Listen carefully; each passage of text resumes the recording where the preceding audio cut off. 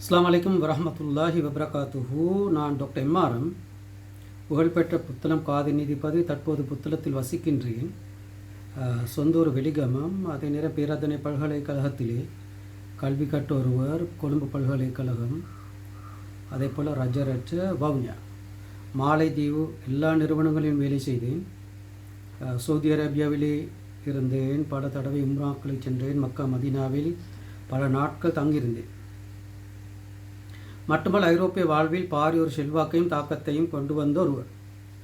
தற்போது நாங்கள் பார்த்து கொண்டிருக்கின்றோம், இந்த முஸ்லிம் சமூகத்தை ஒழுங்குபடுத்துவது எப்படி, how to organise Muslim community, Muslim சமூகத்தை ஒழுங்குபடுத்துவது எப்படி. அதை ஒழுங்குபடுத்தாமல் பிரச்சனைக்கு தீர்வில்லை. உங்களுக்கு தெரியும், நேற்று யமனுக்கு இஸ்ரேல் தாக்குதல் தொடர்ச்சியாக நடைபெற்று கொண்டிருக்கின்றது. அவர்கள் காசாவில் உள்ள பிரச்சனையை ஒரு அளவுக்கு முடிவுக்கு கொண்டு வரணும் என்று விரும்புகின்றார்கள். இது நேற்றைய செய்தி. அதே நேரம் லெபனானோடு ஒரு இணக்கத்துக்கு வந்தார்கள். லெபனானோடு இணக்கத்துக்கு வந்து சீரியாவை தாக்கினார்கள்.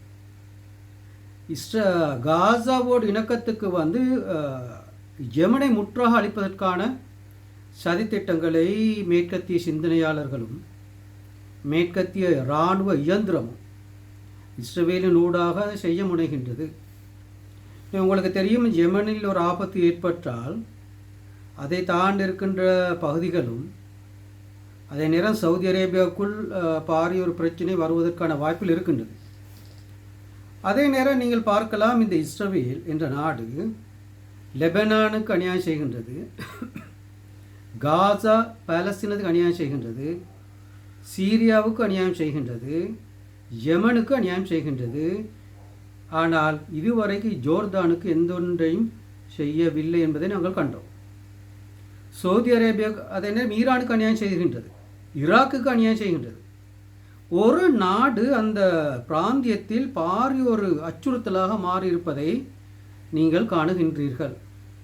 ஆனால் இரண்டு நாடுகளுக்கு இதுவரை எந்த ஒரு அநியாயத்தையும் பாரிய அளவில் ஒரு ஆர்கனைஸ் கிரைம் ஆக செய்யவில்லை. ஒன்று ஜோர்தான், மற்றது சவுதி அரேபியா. அதே நேரம் உங்களுக்கு தெரியும், இந்த டர்க்கி அர்தகூன் அர்பஹான் என்பவர் தற்போதைய டர்க்கி ஜனாதிபதி. இவருடைய கில்லாடி வேலைகளையும் டபுள் கேமை நீங்கள் பார்க்கலாம். முஸ்லிம் உலகத்தை முட்டாளவுக்கு மீடியாக்களில் பேசுவது, அதே நேரம் இந்த இஸ்ரேலோடு ராஜதந்திர உறவுகளை வளர்த்துக் கொள்வதும் இரகசிய உடன்படிக்கைகளை செய்வதும். பாலஸ்தீனம் காதா சுக்குநூறாக்கப்பட்ட போது எந்த ஒரு பணியையும் செய்யவில்லை. லெபனான் முழுக்க அழிக்கப்பட்ட போது டர்க்கி எந்த ஒரு பணியையும் செய்யவில்லை. ஆனால் டர்க்கி சீரியாவுக்குள் நுழைந்தது. சீரியாவின் ஒரு பிராந்தியத்தை தனது கட்டுப்பாட்டிற்குள் வைத்திருக்கின்றது. எனவே டர்க்கியை மையமாக வைத்து முஸ்லிம் உலகத்தின் தலைமைத்துவத்தை தற்போது இருக்கின்ற ஜனாதிபதி கூட பார்க்க முடியாது. அது தெளிவாக விளங்கிக் கொள்ள வேண்டும். ஏனென்றால் உங்களுக்கு தெரியும், டர்க்கி கட்டார், குவைட், இந்த மூணு நாடுகளின் நிதி, Qatar fund, Kuwait fund, Turkey fund, இந்த மூணு நிதியை மையமாக வைத்து இலங்கையில் இயங்குகின்ற நலிமியா அண்ட் ஜமாத் இஸ்லாமி இவர்களுடைய நடவடிக்கைகளை நீங்கள் உற்று நோக்கின்ற போது உங்களுக்கு விளங்கலாம். அவர்களுடைய மேகசின்ஸில், அவர்களுடைய ஃபேஸ்புக் கட்டுரைகளில், அவர்களுடைய வீடியோக்களில் அப்பட்டமான பொய்களும் ஏமாற்றங்களும் வருவதை நீங்கள் காணலாம். ஒரு காலத்தில் எங்கள் தேசம் என்ற ஒரு மேகசின்ஸ் வந்தது, மீள்பார்வை ஒன்று வந்தது, அதே நேரம் சர்வதேச மஞ்சள் ஒன்று வந்தது. இவைகளெல்லாம் நம்பி முஸ்லீம் சமூகம் ஏமாந்ததே அல்லாமல் எந்த ஒரு தெளிவையும் பெறவில்லை. இவர்கள் கழுதையை முஸ்லீம் சமூகத்துக்கு முன்னால் கொண்டு வந்து குதிரை என சொன்னவர்கள். கழுதையை முஸ்லீம் சமூகத்துக்கு முன்னால் கொண்டு வந்து குதிரை என சொன்னவர்கள். எனவே நான் உங்களுக்கு தெரியும், உங்களுக்கு முக்கியமான ஒரு நிறுவனம் தான் மத்ரஸா நலிமியா. அதிலே ஒரு முக்கியமான ஒரு பர்சனாலிட்டி தான் நலீம் ஹஜார். அதை நாங்கள் தனியாக பார்க்க வேண்டும். Is a different person. இந்த நலீமிகள் என்பதை தனியாக பார்க்க வேண்டும். ஸோ நான் சொல்லுகின்றேன் பப்ளிக்காக, ரெஸ்பெக்ட் நலீம் ஹாஜர், நலீம் ஹாஜரை மதியுங்கள், ரெப்ரிமாண்ட் கரப்ட் நலீமி. அதே நேரம் இந்த நலீமிகளும் ஜமாத் இஸ்லாமும் சேர்ந்து செய்கின்ற சதிகள், அநியாயம், அட்டகாசம், அயோக்கியத்தனம், இவைகளை தெளிவாக நீங்கள் விளங்கிக் கொள்ள வேண்டும். அதை நாங்கள் பெயரை சொல்லி, இடத்தை சொல்லி, நாளை சொல்லி, சம்பவத்தை சொல்லி தெளிவாக பேசுவோம். ஜாமியா அலிமியா வரலாற்றில் ஒரு முக்கியமான ஒரு பிரின்சிபல் இருந்தார், தாசிம் நத்வி. அவர் சொன்னது தான், கொளுத்துவிடு உன் சத்திய தீயை, அது கொழுந்து விட்டு எரியட்டும். கொளுத்துவிடு உன் சத்திய தீயை, அது கொழுந்து விட்டு எரியட்டும். ரைட்? அதுபோல் தற்போது நாங்கள் களத்துக்கு வந்திருக்கின்றோம். என்றால் மனிதன் வாழ்வு என்பது ஒரு எல்லை இருக்கின்றது. வாழ்க்கையில் சாதிக்க வேண்டும், அறிவை வழங்க வேண்டும், முஸ்லிம் சமூகத்தை புனர்நிர்மாணம் செய்ய வேண்டும், எங்களுடைய பொறுப்புகளை பற்றி மறுமையில் விசாரிக்கப்படும். இவர்களால் நாங்கள் ஏமாந்தோம், இவர்களால் முஸ்லிம் சமூகம் ஏமாந்தது, இவர்களால் முஸ்லிம் உலகம் ஏமாந்தது, இந்த நாடு ஏமாந்தது. எனவே எங்களுக்கு ஒரு பணி இருக்கின்ற அந்த பணியை நாங்கள் செய்ய விரும்புகின்றோம். ஸோ இலங்கையிலே 4 முக்கியமான நிறுவனங்கள், அந்த நிறுவனங்களை நம்பி இந்த முஸ்லிம் சமூகத்துக்கு முன்னேற முடியாது. ஒன்று ஜமாத் இஸ்லாம், த கரப்ட் ஜமாத் இஸ்லாம். ரைட்? அதை விளங்கிக் கொள்ளணும். 2வது த கரப்ட் மதரசா நலிமிகள். 3வது அகிலங்கை Jamiyath Ulama. It's a fake organisation. Right? 4 organisation Muslim media forum. அந்த முஸ்லிம் மீடியா போகிறதுக்குள்ளால் இந்த முஸ்லிம் மீடியாக்கள் கட்டுப்படுத்தப்பட்டிருப்பதை நான் உணர்கின்றேன். மட்டுமல்ல, சில கலந்துரையாடல்கள் நடந்த இடம் ஃபேஸ்புக்கில் போடப்பட்டது. அப்போது நான் அந்த NM Ameen, okay, NM Ameen என்ற சகோதரருக்கு நான் வாட்ஸ்அப்பில் கூட சொன்னேன், எனது கண்டனத்தை தெரிவித்தேன். You are playing a wrong game. அதிலே நாங்கள் அவர்களுடைய நம்பிக்கையை நாங்கள் இழந்தோம். அதே நேரம் முஸ்லீம் சமூகத்துக்குள்ளே, முஸ்லீம் மீடியாக்குள்ளால் முஸ்லீம் சமூகத்துக்கு எந்த செய்தியும் வருவதில்லை. வந்தால் போய். ரைட்? இந்த அந்தவாதி மீடியா முஸ்லீம் சமூகத்தில் சொல்லுவது போய், அல்லது நம்ப முடியாது, அல்லது நிறைய மறைக்கப்படுகின்றது. எனவே இந்த அந்தவாதி மீடியா சேனலுக்கு மேலால் அந்த மீடியாக்களை நாங்கள் தனியாக எடுப்போம். என்றால் ஒரு கருத்தை முன்வைக்கின்ற போது ஃபேஸ்புக்காக இருந்தால் என்ன, ஒரு டிவி சேனலாக இருந்தால் என்ன, அதுக்கான சயின்டிஃபிக் எவிடன்சஸ் அண்ட் ப்ரூஃப் அதை நாங்கள் வைத்து கொண்டு தான் பேசுவோம். எப்போதும் இறைவனுக்கு பயந்து எங்களுடைய பணிகளை நாங்கள் செய்வோம். ரைட்? ஜாலிகல் கிதாப் லா ரைப ஃபீஹி ஹுதல் முத்தகீன். சுயநலத்தை நாங்கள் பிரயோகிக்க மாட்டோம். பொது தளங்களில் சுயநலத்தை பிரயோகிக்க மாட்டோம். சயின்டிஃபிக் ப்ரூஃப் தேடிக்கொண்டு நாங்கள் மக்களுக்கு முன்னால் வருவோம். But there is a problem. Right? 1 Jamaat Islami, 2 Naleemi, 3 ஓர்சுலம் ஜமியத் உலமா, 4வது மீடியா, முஸ்லிம் மீடியா. இந்த 4லேயும் பிரச்சனை இருக்கின்றது. இதை தவிர Qazi judges forum, Qazi court system, board of Qazi, இதில் பிரச்சனை இருக்கின்றது. அதே நேரம் பார்க்கலாம் Shura council, national Shura council, அதிலே பிரச்சனை இருக்கின்றது. சில இயக்கங்கள் இருக்கின்றது, அந்த இயக்கங்களின் பிரச்சனை ஆபத்தில்லை. உதாரணமாக சூஃபிசத்திலே சிந்தனா ரீதியான பிரச்சனை இருந்ததற்கு அவர்கள் அரசியல் தளத்துக்கு வந்து அரசியல் ரீதியாக முஸ்லிம் சமூகத்தை ஏமாற்ற மாட்டார்கள். சூஃபிச இயக்கங்கள் அரசியல் தளத்துக்கு வந்து வாக்கு கேட்டு முஸ்லிம் சமூகத்தை ஏமாற்ற மாட்டார்கள். அவர்களுடைய சிந்தனை போக்கிலே பாரி ஏமாற்றங்கள், சர்ச்சைகள், பிழைகள் இருக்க வாய்ப்புண்டு. அது தனியாக பேசப்பட வேண்டிய விஷயம். But they are not in politics. They are not bringing politics inside the mosque. பள்ளிவாசலுக்குள்ளே அரசியலை கொண்டு வாரவர்கள் அல்ல. உதாரணமாக இலங்கையில் இருக்கக்கூடிய எந்த ஒரு சூஃபித்துவ இயக்கமும் பள்ளிவாசலுக்குள் அரசியல் செய்வதில்லை. கிளியர்? வேறு பிரச்சனைகள் இருக்கின்றது. அதே போல் நீங்கள் பார்க்கலாம், ஒரு மதிப்புக்குரிய ஒரு நல்ல எல்லாருக்கும் அமைதியாக பின்பற்றி இலங்கையில் ஒரு சாந்தி சமாதானத்தை கொண்டு வருகின்ற ஜமாத்து தப்லீக், அவர்கள் பள்ளிவாசலுக்குள் அரசியலை கொண்டு வர மாட்டார்கள், மிம்பர் மேடைக்குள் அரசியலை கொண்டு வர மாட்டார்கள். ரைட்? அதே போல் பார்க்கலாம், நீங்கள் தௌஹீத் ஜமாத்தில் எத்தனையோ பிரான்ச்சஸ் செய்யுது. 1 முஜாஹித், 2 சலஃபி, எங்கள் இஸ்மாயில் சலஃபி, 3 அதே போல் எங்களுக்கு பேசலாம் இந்த கெலனி கேம்பஸ் அப்துல் ராசி, அதில் இருந்து அண்மை காலமாக பிரிவடைந்தவர் தான் ரஸ்மின். ரஸ்மின் பங்களிப்பு தற்போது வித்தியாசமான ட்ரெண்டில் செல்லுகின்றது. அதில் நிறைய சர்ச்சைகள் இருக்கின்றது. அதே நேரம் ஒரு ரஸ்மின் ஒரு நல்ல ஒரு பேச்சாளர், ஒரு துடிப்புள்ள ஒருவர், பேசக்கூடிய ஒருவர். எனவே அவருடைய வளத்தை முஸ்லிம் சமூகம் பயன்படுத்த வேண்டும். இந்த ரஸ்மியும் ராசிக்கும் ஒன்றாக இருந்து பணியாற்றுவது முஸ்லிம் சமூகத்துக்கு பெரிய ஒரு பங்களிப்பை ஒரு காலத்தில் வழங்கி இருக்கின்றது. இப்போது எங்களுக்கு அவர்கள் இருவரிடையும் அந்த ஒருமித்த செயற்பாடை காண முடியாதுள்ளது. அதே போல் உங்களுக்கு பார்க்கலாம், இந்த பாலஸ்தீன பிரச்சனைக்கு பிறகு ரஸ்மின் ஆற்ற பங்களிப்பு உண்மையிலே பலவீனங்கள் சரி பிழையோடு ஒரு ஒரு மெசேஜ் ஒன்று வருகின்றது. He is racing the voice. அதே நேரம் ரோஹிணியா விஷயங்களுக்கு அழகாக தனது கருத்துக்களை முன்வைத்தார். அப்போ ரஸ்மின் உங்களுக்கு தெரியும் என்எஃப்ஜிஜியோடு ஒரு கூட்டிணைப்பை ஏற்படுத்தி அந்த அரசியல் தளங்களிலே பேசியதை நாங்கள் கண்டோம். என்எஃப்ஜிஜி என்பது ஜமாத்தே இஸ்லாமி கும்பலின் வடிகட்ட கும்பலின் ஒரு வடிவம். அதில் உங்களுக்கு தெரியும் காத்தாங்குடியை சேர்ந்த அப்துல் ரஹ்மான். அவர் பர்சனலாக நல்ல ஒரு ஆளாக இருக்கலாம். நான் ஓவர் த ஃபோன் அவரோடு கதைத்திருக்கின்றேன். He may be a good person personally. அவரோட டீமை பாருங்கள், அந்த டீமை பாருங்கள். எலெக்ஷன் கமிஷனில் பதிவு செய்யப்பட்ட அரசியல் கட்சிகளிலே அதில் இருக்கிற பேரை பாருங்கள். அதில் இலங்கை ஜமாத் இஸ்லாமியின் இஸ்லாஹியா கும்பல், அந்த நஜா முகமதுன்ற ஒரு கும்பலை நாங்கள் பார்த்தோம்.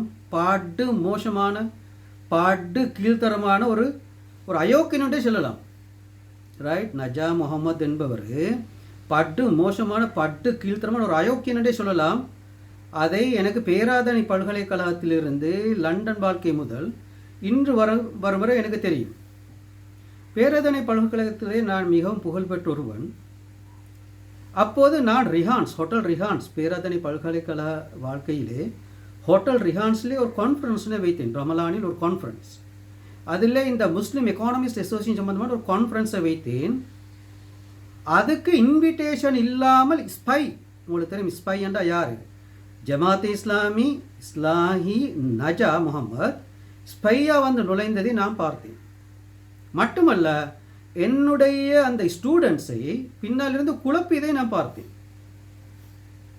தெளிவாக விளங்கிக் கொள்ள வேண்டும். Jamaat Islami is a trouble making organisation. அதில் key trouble maker Ajul Akbar, அட்டஹாஷம் அஜுல் அக்பர். அதுக்கு முன்னால் கீ ட்ரபிள் மேக்கர் இப்ராஹிம், அவருடைய சகபாடி அமீன்.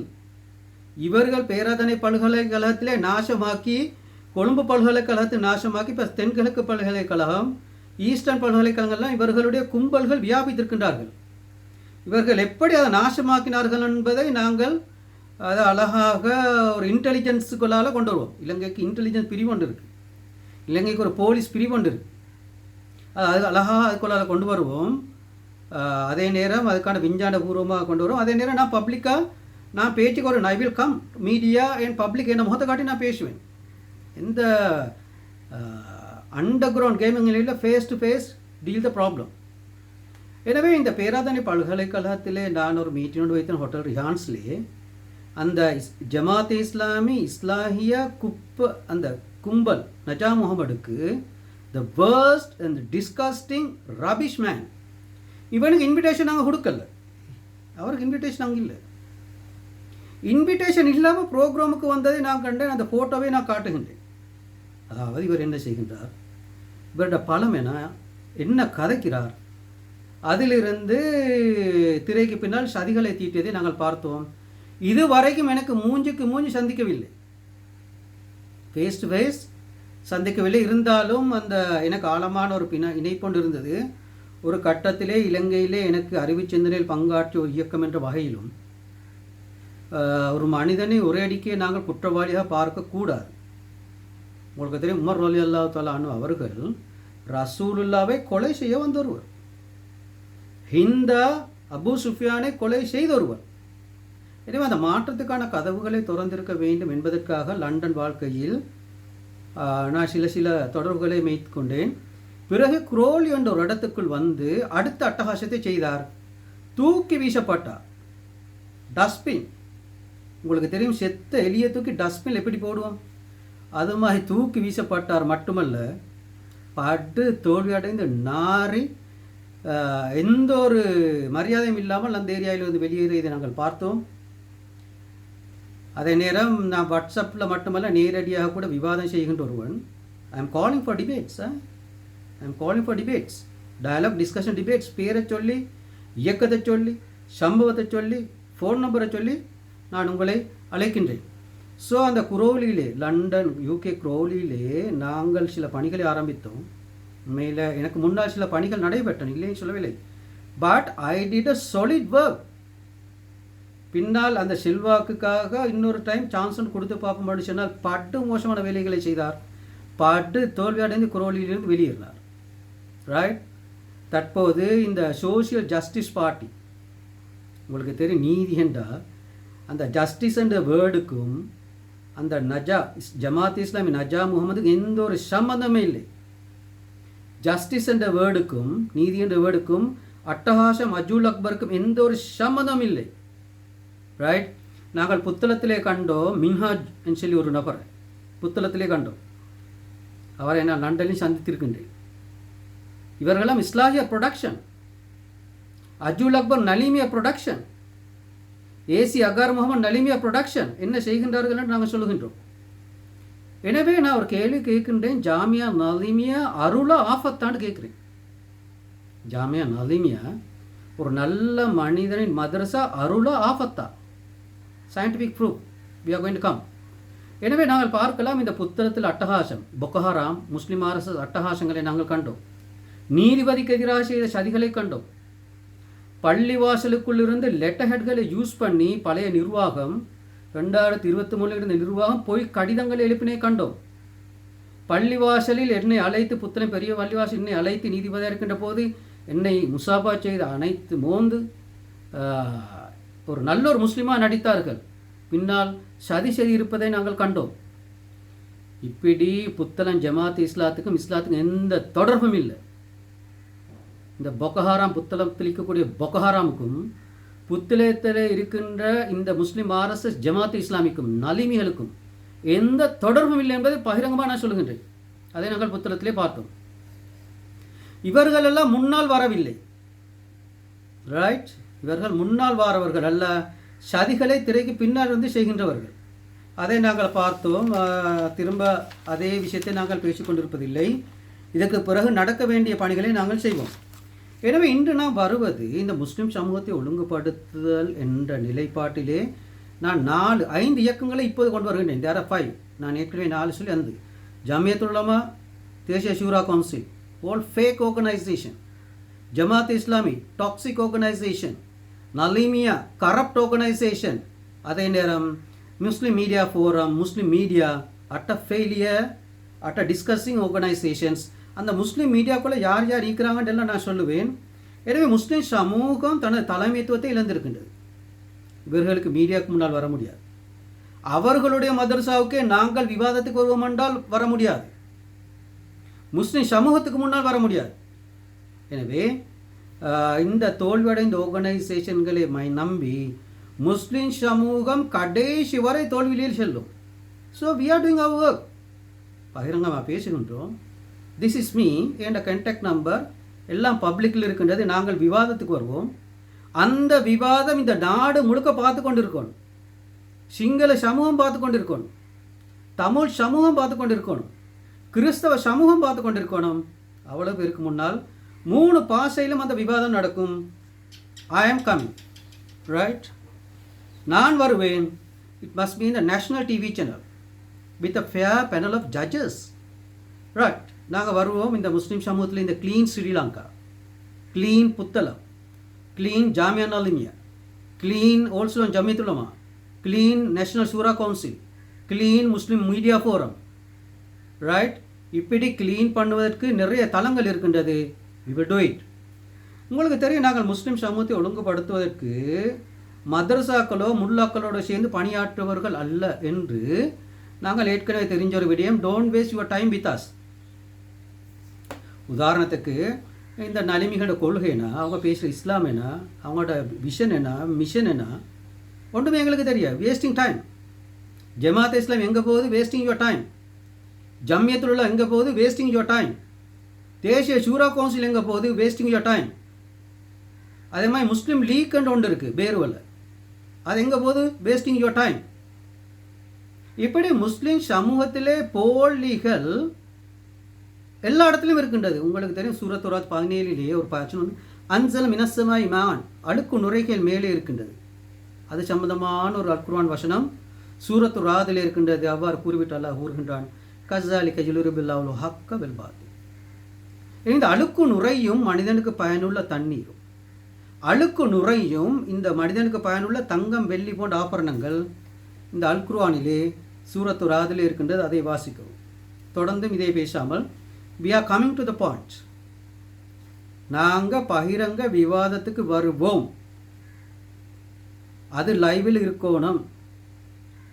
முஸ்லிம் சமூகம் அதை பார்க்கணும், சிங்கள சமூகம் பார்க்கணும், தமிழ் சமூகம், கிறிஸ்துவ சமூகம் அதை பார்க்கணும், இந்த நாடு அதை பார்க்கணும், லீகல் அத்தாரிட்டி பார்க்கணும், அதே நேரம் போலீஸ் இன்ஸ்டிடியூஷன், மிலிட்டரி இன்ஸ்டிடியூஷன் அதை பார்க்கணும். அவ்வளவு பார்வைக்கு முன்னால் நீதியான பேனல் ஆஃப் ஜட்ஜஸுக்கு முன்னால் நாங்கள் விவாதத்துக்கு வருவோம். எனவே ஆஸ் அன் இன்டலெக்சுவல் பீப்பிள், பல்கலைக்கழகத்தில் படித்தவர்கள், பொறுப்பு வாய்ந்தவர்கள், ஒரு நீதிபதி, ஒரு influential person, scholar of Peradeniya university and talking face to face on the open stage, நாங்கள் சொல்ல வருகின்ற விடம் என்னவென்றால், முஸ்லிம் சமூகத்தை ஒழுங்குபடுத்துவது பள்ளிவாசலுக்குள் இருந்து நடக்க வேண்டும். It must come from the mask. எனவே பள்ளிவாசலுக்குள் வியாபாரம் நடக்கக்கூடாது. Clear message. பள்ளிவாசலுக்குள் அரசியல் செய்யக்கூடாது. மிம்பர் மேடையில் அரசியல் செய்யக்கூடாது. Clear message.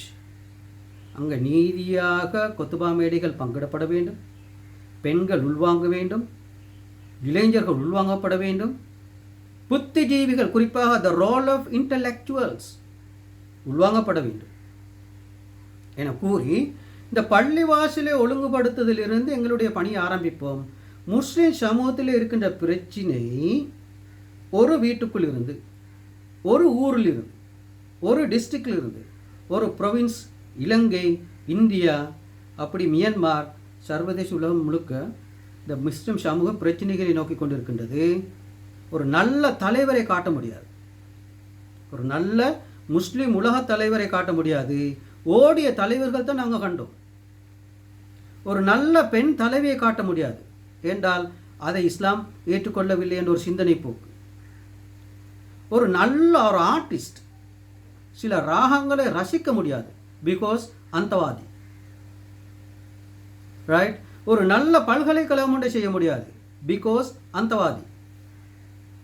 ஒரு நல்ல ஒரு மீட்டிங், நல்ல ஒரு டயலாக், டிஸ்கஷன், டிபேட்ஸ் செய்ய முடியாது, அந்தவாதி. இதெல்லாம் நடைபெறுவது இலங்கை மண்ணில். We are in Sri Lankan soil and that is our motherland.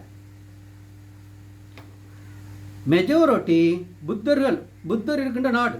This is our motherland. Majorities are Buddhists and Sinhalese and Christians are there. Other communities are there.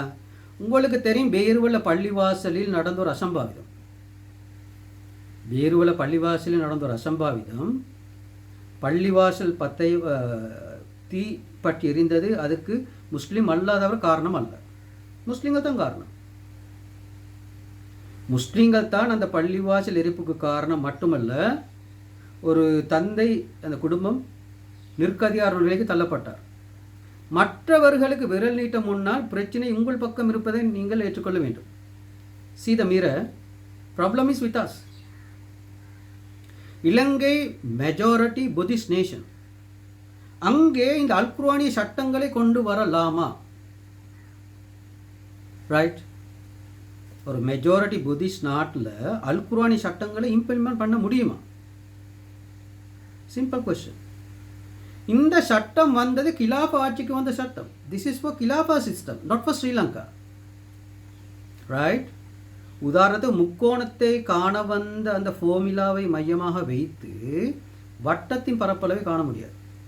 Simple. See mathematics, see science, use rational thinking, use intellectual thinking. கிலாஃபா ஆட்சிக்கு வந்த ஒரு அல்குர்ஆன் வசனத்தை இலங்கையில் பிரயோகிக்க முடியாது. நான் சொல்லுகின்றேன், நான் பேசுகின்ற நிறைய விஷயங்கள் புதிய விஷயங்கள். ஏனென்றால் நான் மதரசாவில் கல்வி கற்ற ஒருவன் அல்ல. I am from product of Peradenian Colombo. நான் பேசுகிறது அல் குர்ஆனுக்கு ஹதீஸுக்கு பிழையா என்றால் we are meeting, right? We are meeting for a live even in the national TV channel. நான் சொல்ல வருகின்ற விடயம் என்னவென்றால், அல் குர்ஆனிய சட்டம் இருக்கின்றது. ஜாலிகல் கிதாப் லா ரைப ஃபீஹி ஹுதல் லில் முத்தகீன், அந்த சட்டம் இருக்கின்றது. ஃபகது கால ரசூலுல் ஹுஸ்வத்துல் ஹசனா இருக்கின்றார், ரைட்? இந்த ரெண்டை நாங்கள் எடுப்போம். 20ஆம் நூற்றாண்டின் அறிஞர்களை ஒரு பக்கத்தில் வைப்போம், ப்ளஸ் அண்ட் மைனஸ் விமர்சனத்தோடு அவர்களை ஏற்றுக்கொள்வோம். எனவே இந்த குர்ஆனையும் ஹதீஸையும் இலங்கையில் can be apply here. This is the topic. அல் குர்ஆன் அல் ஹதீஸை 12% உள்ள இலங்கை முஸ்லிம்களுக்கு மத்தியில் அதே மாதிரி கொண்டு வந்து நுழைக்கலாமா? அதே மாதிரி கொண்டு வந்து நுழைக்கலாமா? Okay, see this example. இந்த வாழைப்பழத்தை, there is a banana, இந்த வாழைப்பழத்தை அப்படியே ஒரு குழந்தையின் வாய்க்குள் நுழைக்கலாமா? ரைட்? இந்த வாழைப்பழத்தை குழந்தையின் வாய்க்குள் அப்படியே நுழைக்கலாமா, அல்லது இந்த தோலை அகற்றிவிட்டு அதுக்குள்ள இருக்கக்கூடிய அந்த பிரயோசமான அந்த வாழைப்பழம் என்ற பகுதியை மேஷ் பண்ணி கிரைண்டரில் போட்டு அரைத்து கரண்டியால் பூட்டலாமா? இந்த take the simple example to this contacts. இந்த குழந்தை ஒரு குழந்தைக்கு இந்த வாழைப்பழத்தை அப்படியே வாய்க்குள் அமர்த்துவது ஆஸ் இட் இஸ், ரைட்? அந்த குழந்தை என்ற கான்டெக்ட்ஸ், குழந்தை என்ற பரிமாணத்தை அறியாமல் இந்த வாழைப்பழத்தை அப்படியே நுழைப்பது. உங்களுக்கு தெரியும், கின்யாவை சேர்ந்த ஒரு பெண் சவுதி அரேபியாவிலே அந்த பால் கொடுத்ததால் அந்த குழந்தை புறையேறி இறந்ததையும் பின்னர் அங்கே தூக்கு தண்டனை வழங்கப்பட்டதையும் நீங்கள் காண்பீர்கள், ரைட்? எனவே நான் சொல்லுகின்றேன், அல் குர்ஆன் வசனத்தை இலங்கையில் பிரயோகிக்கலாமா? This is the topic now. எங்களுக்கு தேவை இந்த டாபிக். எங்களுக்கு எங்கே டிஸ்கஷன் நடக்குதுன்னு பார்ப்போம். நான் முஸ்லீம் சமூகம் தொடர்பாக வெலிகமையில் டிஸ்கஷன் நடக்குதா? இல்லை. புத்தளத்தில் டிஸ்கஷன் நடக்குதா? இல்லை. கொழும்பில் டிஸ்கஷன் நடக்குதா? இல்லை. நலிமி ஆடிட்டோரியம் இல்லை. இஸ்லாஹியா ஆடிட்டோரியம் இல்லை. ஜமியத்துல் ஆடிட்டோரியம் இல்லை. பிஎம்ஐசிஹெச் இல்லை. ஜாஹிரா காலேஜ் ஆடிட்டோரியம் இல்லை. எல்லாம் இல்லைன்னு தான் வரும். ஏனென்றால் இங்கே அந்த அந்தவாதி கண்ட்ரோல், அந்தவாதி சிஸ்டம் இருப்பதால் இந்த நிறுவனங்கள், இந்த ஆடிட்டோரியம், இந்த dialogue, discussion, debates, TV channel எல்லாம் ஃபினிஷ், கலாப்ஸ். உங்களுக்கு தெரியும் யூடிவி சேனல், ரைட்? அது நேரம் ஷார்ட் நியூஸ் உங்களுக்கு தெரியும், டெய்லி சிலோன் உங்களுக்கு தெரியும். இதுக்குள்ள என்ன நடக்குது என்பதை நாங்கள் பேசுவோம். அதில் ஒரு 2 ப்ரெசன்டர்ஸ் நல்லா இருக்கலாம், 1 or 2%. பட் இவர்கள் எல்லாம் விடிவெள்ளி யாருக்கு வெடிவீட்டுக்கு பின்னால் யார் இயங்குகின்றார்கள்? டெய்லி சிலோனுக்கு பின்னால் யார்? ஷார்ட் நியூஸுக்கு பின்னால் யார்? யூடிவிக்கு பின்னால் யார்? எடுக்க வேலையில்லாத மீடியா சேனல்கள், சுத்த குப்பைகள், ரைட்? இவைகளெல்லாம் நம்பக்கூடாது. இவைகளெல்லாம் அமெரிக்கன் ஃபாக்ஸ் சேனல், அமெரிக்காவில் ஃபாக்ஸ் டிவி இருக்கின்றது, குப்பைகள் அள்ளி கொட்டுகின்ற டிவி சேனல்ஸ். ஸோ அவங்களோட நேரடி விவாதம் ஒன்றுக்கு நாங்கள் வருவோம், ரைட்? டெய்லி சிலோனோட ஒரு விவாதம் ஒன்றுக்கு வருவேன், விடிவெள்ளியோட ஒரு விவாதம் ஒன்றுக்கு வருவேன், ஷார்ட் நியூஸோட ஒரு விவாதத்துக்கு வருவேன், யூடியூபோட விவாதம் ஒன்றுக்கு நான் வருவேன். I am coming, but it must B live. அதே நேரம் அது ப்ரைவேட் சேனல்ஸ் அரசாங்க மீடியாவுக்குள் புகுந்து காட்டுகின்ற லொல்லு, திருவிடையாடல், அட்டகாசம், அயோக்கியத்தனம், இதையும் முஸ்லிம் அந்தவாதிகள் செய்கின்றார்கள். இதற்கு முடிவு கட்ட வேண்டிய நிலைக்கு நாங்கள் வந்திருக்கணும். கமிங் டு த பாயிண்ட், இன்றைக்கு எனது நிகழ்ச்சியை முடிக்க வேண்டும். த டே 8, 8ஆம் நாள், முஸ்லிம் சமூகத்தில் பிரச்சனையை தீர்ப்பதற்கு இன்ஸ்ட்ருமெண்ட்ஸ் இருக்கின்றதா? பிரச்சனையை தீர்ப்பது, உதாரணத்துக்கு இலங்கையிலே யாராவது ஒருவருக்கு நோய் வந்தால் அந்த நோய்க்குரிய டாக்டர், கண் பிரச்சனை ஒரு டாக்டர், தலையில் ஒரு பிரச்சனை ஒரு டாக்டர், வாயில் ஒரு பிரச்சனை ஒரு டாக்டர், பிளட்டில் ஒரு பிரச்சனை ஒரு டாக்டர், சுகர் லெவல் கூட அதுக்கு மருந்து இன்சுலின் இருக்குது, ரைட்? அப்போ எல்லாத்துக்கும் டாக்டர்ஸ் மாறிக்கிறான். ஸோ தேவைப்பட்டால் மட்டும்தான் இலங்கையிலிருந்து வெளிநாட்டுக்கு இந்தியாவுக்கு அந்த நோயாளிகள் அழைத்து செல்லப்படுவார்கள். அதே நேரம் இந்தியா எப்போலோ ஹாஸ்பிட்டல் இலங்கையில் இருக்கின்றது. So we are fulfil. வைத்தியத்துறையில் இலங்கை முன்னணியில் இருக்கின்றது. ஒரு வழக்கண்டு வந்தால் லோயர்ஸ் இருக்கிறாங்க, நல்ல லாயர்ஸ் இருக்கிறாங்க. ஈவன் முஸ்லீம் கம்யூனிட்டிக்குள்ள நல்ல லாயர்ஸ் இருக்கிறாங்க.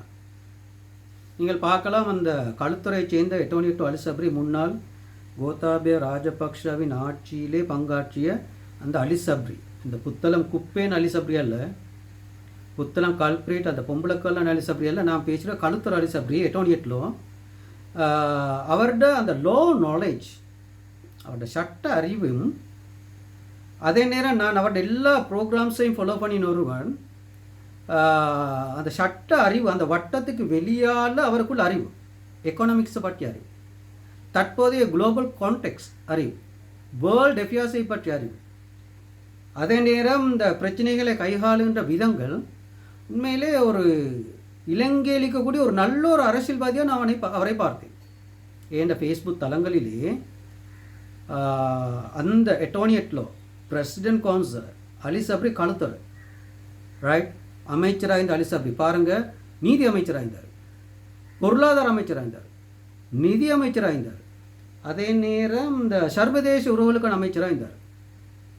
அந்த கோத்தாபய ராஜபக்ஷ ஆட்சியில் ஒரு முக்கிய இயந்திரம், ரணில் விக்ரமசிங்க ஆட்சியில் ஒரு முக்கிய இயந்திரமாக இருந்தார். ஜேஆர் ஜெயவர்தனவின் காலப்பகுதியிலே ஏசிய சமித் எவ்வாறு இருந்தாரோ அது மாதிரி ஒரு ரோலை ஆற்றினார். அந்த நியூஸ், அந்த வீடியோக்கள் வசந்தன் டிவியில் அதிர்வு என்ற ஒரு நிகழ்ச்சி நிரலில், பல நிகழ்ச்சி நிரலில் அவர் பேட்டி காணப்பட்டது. அதை பார்க்கவும் கட்டாயம் நிறைய விஷயங்களை தேடிக்கொள்ள முடியும். நான் கூட அந்த வீடியோக்களிலிருந்து நான் நிறைய விஷயங்களை படித்துக்கொண்டேன். ஆனால் ஒரே ஒரு விஷயம், ஒரு விமர்சனத்துக்கு இருக்கின்றது, அந்த தேர்தல் காலங்களில் தேர்தல் பிரச்சார மேடைகளில் முன்வைக்கின்ற கருத்துக்களில் ஒரு சர்ச்சை இருக்கின்றது. உதாரணமாக பார்க்கலாம், அந்த கோத்தாபய ராஜபக்ஷ காலப்பகுதியில் வாக்களிக்காவிட்டால் என்ன நடக்கும் அப்படி ஒரு கருத்தோடு சங்கிலீலா ஹோட்டலிலே அவர் பேச சந்தர்ப்பம் கிடைத்தது. அதிலே நானும் இருந்தேன். ஏனென்றால் கோத்தாபய ராஜபக்ஷவோடு வெலிகமையைச் சேர்ந்த கலில் ஹாஜார் குடும்பம், மாத்தல மேயர், முசம்மில் வைஃப், கலில் ஹாஜார், இவர்களெல்லாம் வெலிகமே பிறப்பிடமாக கொண்டவர்கள். எனது தந்தைக்கும் அவர்களுடைய தந்தைக்கும் நெருங்கிய தொடர்பு உள்ளது, குடும்ப ரீதியான தொடர்பு உள்ளது, வியாபார ரீதியான தொடர்பு உள்ளது. எனவே அந்த கான்ஃபரன்ஸில் நான் இருந்தேன். அதிலே அவர் பேசியதை நீங்கள் பார்த்திருப்பீர்கள். இன்னும் 20 வருடத்துக்கு கோத்தாபே ஆட்சி செய்வார், பகுத்தறிவு உள்ளவருக்கு விளங்க முடியும். அது ஒரு சர்ச்சைக்குரிய பேச்சு. அப்போ இந்த 2 பேச்சையும் கோத்தாபேட காலப்பகுதியில் அவர் முன்வைத்த சில கருத்துக்கள், ஒரு சர்ச்சைக்குரிய கருத்துக்கள். அதே போல் நீங்கள் பார்க்கலாம், இந்த ரணில் விக்ரமசிங்க நிச்சயமாக தோல்வி அடைவார், கருத்து வேறுபாடு இல்லை, ரைட். இது சாதாரண ஒரு சின்ன பிள்ளைக்கும் தெரிந்த ஒரு விடயம். அதில் வந்து கொண்டு 60% முஸ்லீம்கள் ரணில் விக்ரமசிங்கக்கு வாக்களிப்பதாக யாரோடு சொல்லுவது? இந்த புத்தளத்தில் இருக்கிற குப்பேன், ஓகே, படு மோசமான கல்பிரேட் அலிசப்ரி ரஹீம், அதே நேரம் அந்த அனுராதபுரத்தில் ஒருத்தர் இருக்கிறார்.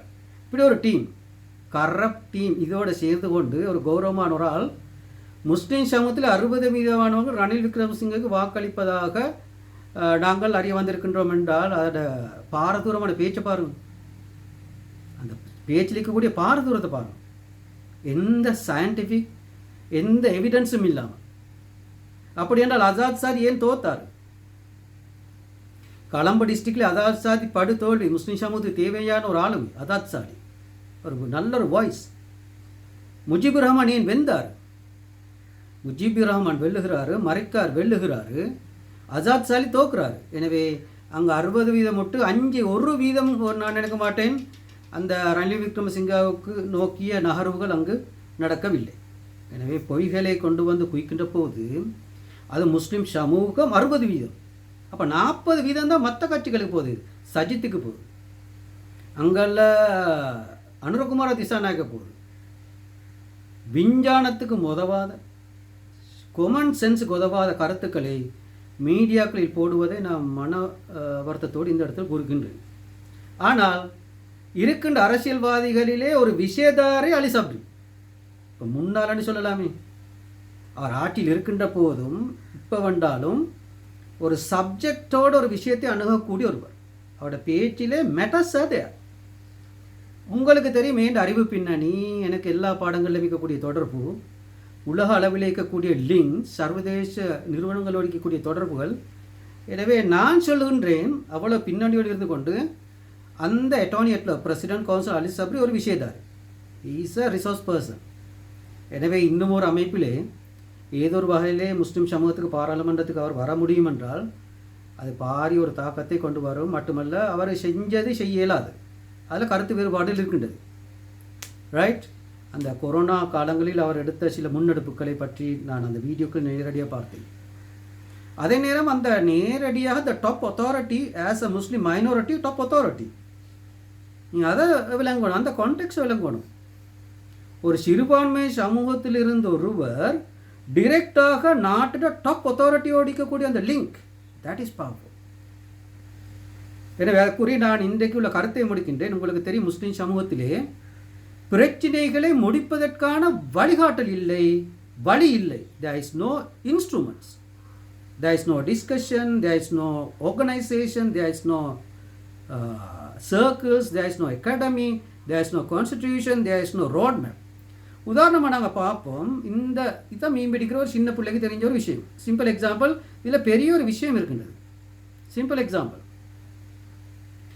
இந்த நட்டால் இந்த மீனை பிடிக்கணும், இது ஒரு மீன் பிடிக்கணும், இதை போட்டால் ஒரு மீனை பிடிக்கணும். ரைட், அந்த மீனை பிடிக்கலாம். ரைட். ஸ்டெப் 2 நான் வாரேன். ஸ்டெப் 2, இந்த மீண்ட அளவு பெருசி, மீண்ட அளவு பெருசி அண்ணா இந்த பிடிக்கணும், இது பிடிக்கணும், இந்த மீனையும் பிடிக்கணும். ஸ்டெப் 2. ஸ்டெப் 3, இந்த மீனை பிடிக்கலாம், இது மீன் பெருசி, மீன் பெருசி, மீன் பெருசி நட் சிறுசி. Fish is bigger than net, பிடிக்கலாம். ரைட். ஸ்டெப் 3, மூணாவது எக்ஸாம்பிள். நாலாவது எக்ஸாம்பிள், இந்த மீனை பிடிக்க முடியாது, இப்படி பிடித்தாலும் இந்த மீன் ஜம்பிங் பாசிபிள். எனவே இதிலிருந்து நான் ஒரு பெரிய ஒரு விஷயத்தை உங்களுக்கு முன்னால் கொண்டு வருகின்றேன். த பிகஸ்ட் மெசேஜ், முஸ்லீம் சமூகத்தில் இருக்கக்கூடிய பிரச்சனையோட சைஸை பாருங்கள், சைஸ் ஆஃப் த ப்ராப்ளம்ஸ். மீண்ட சைஸை பாருங்களேன், ஒரு பெரிய ஒரு திமிங்கலம் மீன், ஒரு பெரிய சுறா மீன், அதை இதால் பிடிக்கணுமா? இதால் பிடிக்கணுமா? இல்லை. என்ன மீனிங்னு கேட்டால், மதரசாவில் படித்த ஒருவருக்கு முஸ்லீம் சமூகத்தின் பிரச்சனையை தீர்க்க முடியாது. Simple example, simple science. Right. ஏன் இதால் இந்த பிரச்சனையை தீர்க்க முடியாது? பிரச்சனை பெருசி, பிரச்சனை பெருசி, இதால் பிடிக்க முடியாது என்றால் மதரசால் ஓதின ஆலிம் ஒரு லெப்ப ஒரு முல்லாவுக்கு பிரச்சனையை தீர்க்க முடியாது. Simple example. மிச்சம் தேவையில்லை. பள்ளி வாசலுக்கு ஒரு சிம்பிள் டிஸ்கஷன். நான் படுப்பேன், இலங்கையில் பெரிய பள்ளி வாசல் இல்லையா, எங்கள்கிட்ட வெளிகம பள்ளி வாசல் இல்லையா, புத்தளத்தில் பெரிய பள்ளி வாசல், ஐ ஆம் கமிங் லைவ், ஒரு சின்ன ஒரு discussion. This is the problem solution. உங்களுக்கு தெரியும், நான் காதி நீதிமன்றத்துக்கு தெரிவு செய்யப்பட்டது என்ற தகுதியாலே அல்லாஹ் உதவி, அல்லாஹ் நாடு இருக்கின்றார். மேக்சிமம் அநியாயம் நடந்தது. காதி கோர்ட் சிஸ்டத்திலே உங்களுக்கு தெரியும், ஜுடிஷியல் சர்வீஸ் கமிஷன் ஒன்று இருக்கின்றது, அதுக்குள்ளே காதி டிவிஷன் ஒன்று இருக்கின்றது, அதுக்குள்ளே ஒரு நளினி இருந்தார், அது உள்ளுக்கு ஒரு அட்மின் ஆஃபீஸர். ரைட். பேர் இந்த இடத்துல நான் சொல்லலை, நாங்கள் அவர் தேடிக்கொண்டிருக்கிறோம் ஒரு முகப்பத்தாக கதைக்கிறதுக்கு. அதே நேரம் எனக்கு சில சட்ட வேலைகளை செய்யணும். ஜுடிஷியல் சர்வீஸ் கமிஷனுக்குள்ள காதி ஜுடிஷியல் சர்வீஸ் கமிஷனில் காதி ஜட்ஜஸ் காதி டிவிஷன் ஜுடிஷியல் சர்வீஸ் கமிஷன், அந்த கூரைக்குள்ளே ஒரு முஸ்லீம் நலிமி ஒரு தான் இருந்தார். ரைட். அவர் யார்? எனக்கு ஏன் இன்டர்வியூவில் பிரச்சனை வருது? இன்டர்வியூவில் ஏன் எனக்கு பிரச்சனை வருது? இன்டர்வியூ நடக்கிறண்டால் கொழும்பு கோர்ட் சிஸ்டத்துக்குள்ள கொமர்ஷியல் பில்டிங்கில் இன்டர்வியூ நடக்கணும். அங்கே இன்டர்வியூ நடக்கல. என்ன நடந்தது? ரைட். இன்டர்வியூ ரூமுக்குள்ள என்ன நடந்தது? வெளியால் ஒரு தமிழ் பெண் இருந்தால் அந்த பகுதியின் ஒரு ஃபஹீதரன். உடனே நான் சொன்னேன், வாட் இஸ் ஹேப்பனிங் ஹியர் கேட்டேன். வாட் இஸ் ஹேப்பனிங் ஹியர்னு நான் தைரியமாக கேட்டேன். ஜாப் கிடைச்சாலும் சரி, கிடைக்காட்டும் சரி. உங்களுக்கு தெரியும், இலங்கையில் the highest qualified, highest popular. என்னை இன்டர்வியூ பண்ணுறவருக்கு தகுதியில் என்னை இன்டர்வியூ பண்ணுறதுக்கு எனக்கு சட்டமும் தெரியும் ஓரளவு, இஸ்லாமும் தெரியும் தேவையான அளவு, குர்ஆன் ஹதீஸ் வசனங்களை நம்பரோடு நான் சொல்லுவேன். அந்த 3 பேரையும் இன்டர்வியூ பண்ண வந்த 3 பேரையும் நான் வாழ்க்கையில் கண்டதில்லை. ரைட்? இப்படி ஒரு ஒரு பொருத்தமில்லாத ஆக்களை போட்டு இன்டர்வியூ பண்ணுவதும், தனக்கு தேவையான மந்த போஷணம் உள்ள ஒரு கீழ் மட்டத்தில் இருக்கக்கூடிய ஆக்களை